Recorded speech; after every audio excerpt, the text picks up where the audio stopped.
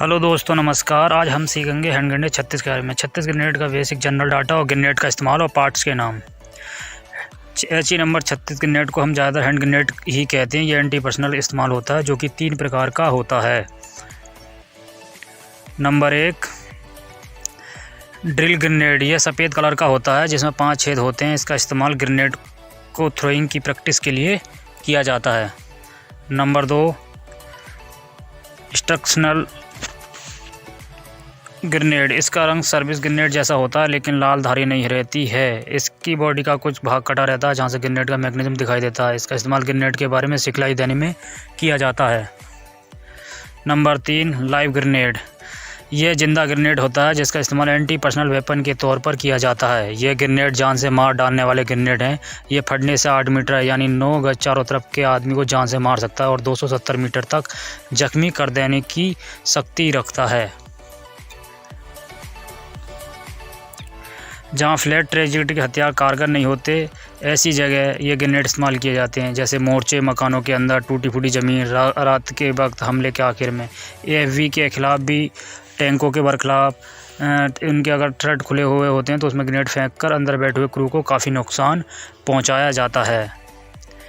Grenade का वजन 1 pound लगभग 10.5 औंस। ग्रेनेड का मार डालने का एरिया 8 मीटर या 9 गज चारों तरफ। कैजुअल्टी एरिया 250 गज। ऑलराउंड रेडियस खतरनाक एरिया 300 गज या 200 मीटर चारों ओर। ग्रेनेड के इग्निटर सेट का पहचान। 4 सेकंड वाले इग्निटर सेट में कैंप चैम्बर के ऊपर रिंग बने होते हैं और 7 सेकंड वाले इग्निटर सेट पर रिंग नहीं बने होते हैं। ये इनकी पहचान है। ग्रेनेड का इस्तेमाल करने का एरिया। जहाँ पर फ्लैट ट्रेजेक्टरी हथियार काम नहीं करते हैं, वहाँ हैंड ग्रेनेड का इस्तेमाल किया जाता है। ग्रेनेड में झिर्रियाँ क्यों कटती रहती हैं? झिर्रियों के कारण ग्रेनेड जब फटता है तो उसका बॉडी छोटे छोटे स्प्लेंडर में बढ़ जाता है, जो दुश्मन को मार डालने में सक्षम होता है। ग्रेनेड में कौन सा एक्सप्लोसिव भरा हुआ रहता है? इसमें HE एक्सप्लोसिव भरा रहता है। एक समान जवान ग्रेनेड को कितना दूर फेंक सकता है? एक समान जवान 25 गज से 35 गज तक फेंक सकता है।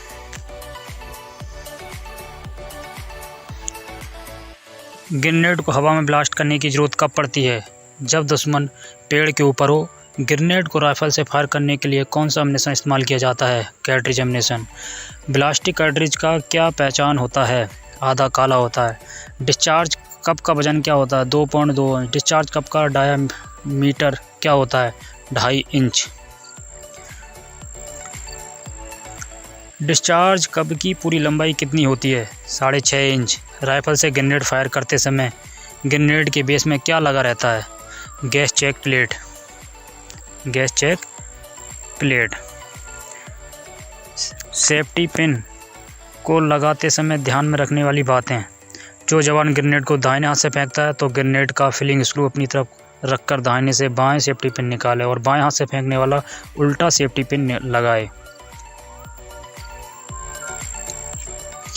सेफ्टी का विशेष ध्यान रखना, नहीं तो खुद कैजुअल्टी हो सकते हो। ग्रेनेड के इग्निटर सेट के कौन कौन से हिस्से होते हैं? Cap chamber, fuse, detonator, .22 cap. Rifle से ग्रेनेड को किन किन पोजीशन से फायर किया जाता है? नीलिंग से, सिटिंग से, मोर्चे से, स्टैंडिंग पोजीशन से। ग्रेनेड के फेंकते समय ध्यान में रखने वाली बात है, रोशनी से बचा जाए, छाया को छुपाया जाए। इसका ध्यान रखा जाए कि ग्रेनेड किसी चीज़ से टकरा के फिर वापस ना आ जाए। हरकत तेज़ी से की जाए। सेफ्टी और सिक्योरिटी का विशेष ध्यान रखना है।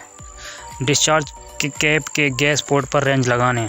गैस पोर्ट पर खुला हो तो 80 गज और 1/4 खुला हो तो 110 गज, आधा बंद हो तो 140 गज और 3/4 बंद हो तो 170 गज, पूरा बंद हो तो 200 गज। राइफल से ग्रेनेड फायर करने के लिए ट्रिगर दबाते समय ध्यान में रखने वाली बातें हैं। ट्रिगर को एक ही दबाव से दबाया जाए। फायरर का सिर काफ़ी पीछे हो, फायरर नीचे ना देखे।